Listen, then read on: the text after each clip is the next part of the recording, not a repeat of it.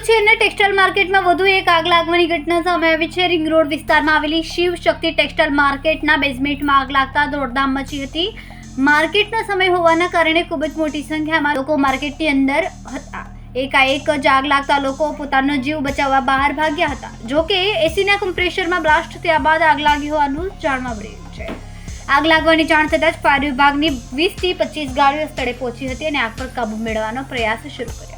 જોકે ધુમાડામાં ગુંગળાઈ જવાથી એક વ્યક્તિનું મોત નીપજ્યું છે।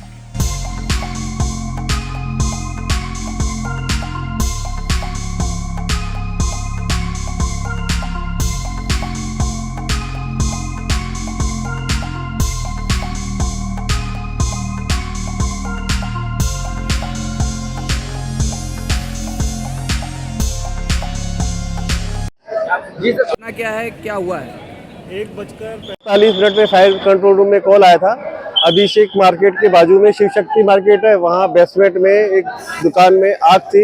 यहाँ आने के बाद ऑफिसर 3 गेट से गाड़ियाँ इधर आई इमीडिएट, और ऑफिसर ने इन्फॉर्मेशन दिया कि काफ़ी पूरा बेसमेंट, दोनों बेसमेंट भरे हुए धुआं से।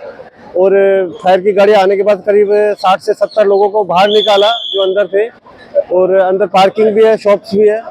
और उसके बाद तपास में एक लेबर है, वो अपना सामान निकालने के लिए वापस अंदर गया था, और अंदर धुआं की वजह से दिशा भ्रम हो गया और निकल नहीं पाया धुआं की वजह से बाहर, और उसका अंदर से बेजान अवस्था में बॉडी मिला है, उसको हॉस्पिटल सारवार के लिए भेजा गया है।